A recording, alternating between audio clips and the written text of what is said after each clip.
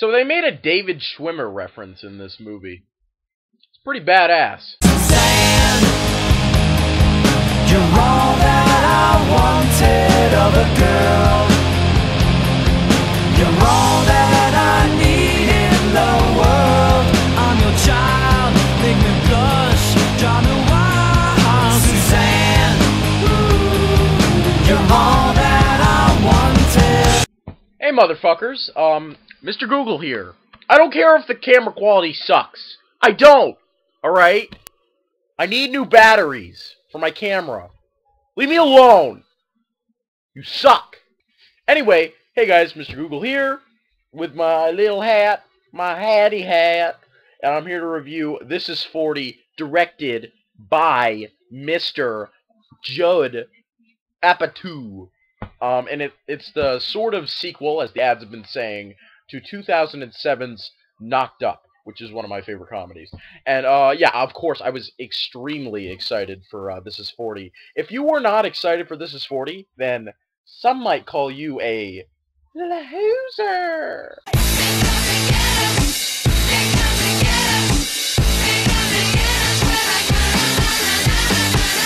But, yeah, it stars Paul Rudd and Leslie Mann reprising their roles as Pete and Debbie from the first film, along with also starring, I'm going to try to remember all these, alright? John Lithgow, Chris O'Dowd, Jason Segel, Albert Brooks, Charlene Yee, Megan Fox, Melissa McCarthy, the kid with the buck teeth from Super 8, Maud Apatow, Iris Apatow, and I think I named enough. I named enough, okay? Now, I just gotta say this right off the bat, I was severely disappointed by This Is 40. I mean, I don't hate it like some people do, but I definitely have a ton of problems with it. Starting off with the first 30 minutes, the way it starts out, it started off very, like, really painfully not funny. And I was just sitting in my seat, and I'm like, oh, do I have to get the phone out to take notes? And, yeah, I took the phone out to take notes. Fuck! And, usually I do that with movies I have a ton of problems with. And, yeah, I did have a ton of problems with this movie, but as the movie went on, it did get a little better. But it just started off on a really, like, ugly note, and it was just really, like, frustrating for me, because and even there was this guy in the audience, like, the first 30 minutes, he would not stop saying, oh, come on, oh, really, what, oh, ooh, like, and that's how I was feeling, and I'm glad that fuck was in the theater. I also had a problem in the first 30 minutes with, like, it was really, really noticeable that there was just so much ad-libbing going on. Like, it was just really present. And when you're ad-libbing, don't make it sound fucking artificial, alright? You gotta make it sound like the pro-Apatow movies, like fucking Knocked Up, or Funny People, or Superbad, or Forgetting Sarah Marshall. You gotta make it awesome. You don't have to, like, shove all that ad-libbing in our face, assholes. People are complaining a ton about the time of this movie, and it's over 2 hours, alright? And usually, Judd Apatow movies are long, and I usually don't have a problem with that. Funny People was fucking long. I think it was longer than This Is 40. Other than that, there was a lot of scenes in this movie that just seemed to be just really unnecessary filler. Like, there's a scene with Jason Segel. Like, I don't know why Jason Segel was in this movie. Like, he was fine and everything, but it didn't really seem like he needed to be there, really. He was in 2 scenes, and I'm talking about the one in the beginning with him. But there was tons of things that was just weird. How do you say this word? Continuity issues that I had, because if you remember in Knocked Up, like, Pete and Debbie were, like, just bantering the whole time, and that's what was funny about it. And Paul Rudd was just a complete smartass, like, sort of like asshole sort of character in that, but he still loved his wife. And in this, he came off as the regular Paul Rudd, you know, nice guy, you know, mood, and it was like, what? It was weird. But Leslie Mann is the same. And going on to that, you know, the fucking performances, okay. Paul Rudd was fine. He's always fine. I love Paul Rudd. He's a great actor. Great comedic actor, sorry. I really want to see him in, like, dramatic roles, because I think he would do really good in that. But, you know, he's funny as hell, and I love seeing him and everything. What's going on to Leslie Mann, who, you know, Leslie Mann isn't the worst actress in the world. I think she's not bad. I particularly thought she was hysterical in the first film, Knocked Up. I thought she was hilarious in that movie, and I thought she was completely snubbed that year for supporting actress nomination, at least. I thought she was great in that movie. But other than that, her whole performance in this, there's like little inches of like good.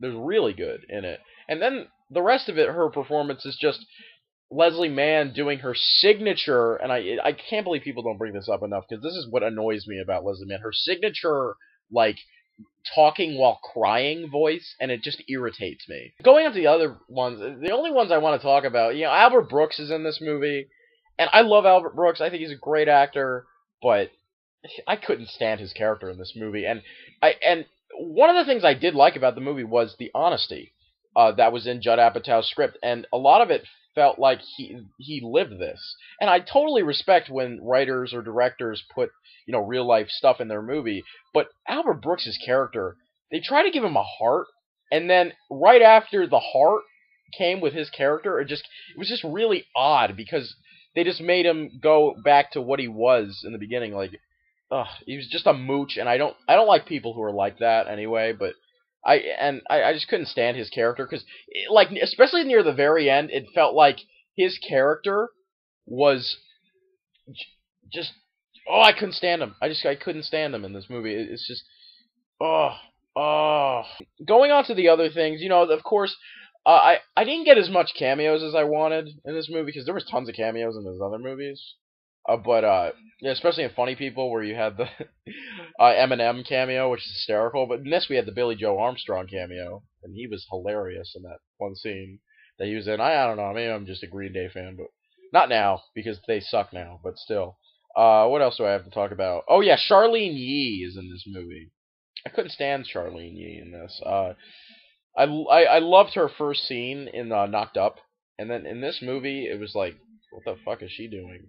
It was weird. I find her to be like the female equivalent to how people view Michael Cera, and I love Michael Cera, but as people who call Michael Cera just incredibly annoying, that's what I think about Charlene Yee. And I never saw Paper Heart, so whatever. This whole movie is like a compilation of chuckle-worthy moments, and I did chuckle quite a bit in this movie. But chuckling in a Judd Apatow movie is like the equivalent of like going to a fancy restaurant and thinking the steak is just okay. Like, and that's what this movie is. It's just okay. I think I laughed out loud probably like 4 or 5 times, and they were hard laughs. And of course, because of the Judd Apatow movie, maybe 4 times I laughed out loud really hard. But that's definitely not good enough for a Judd Apatow film.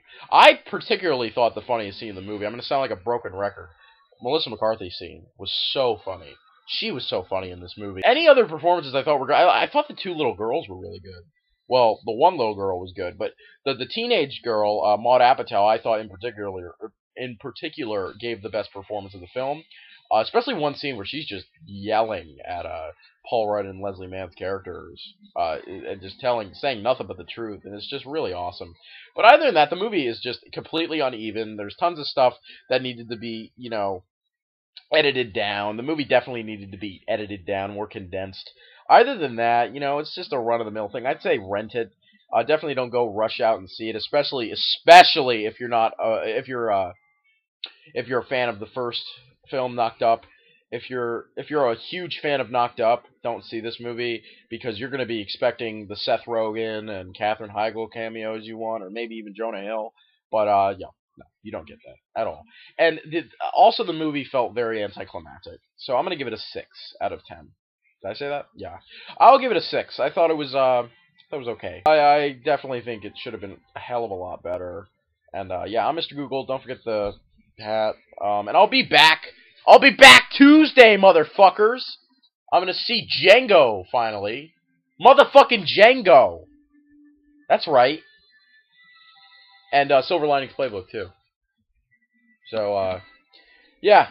I mean, just if you're gonna go see This Is 40, that's fine. But you're just gonna make Judd Apatow Just loving the loot, man. He's just gonna love all the money, right? Motherfucking right! My pocket's looking kinda tight, and I'm stressed. Yo, Biggie, let me get the vest. No need for that. Just grab the fucking gat, the first pocket that's fat. The tech to his back. Word is bond, I'ma smoke him, yo. Don't fake no moves. Treat it like boxing. Stick and move. Stick and move. Nigga, you ain't got to explain shit.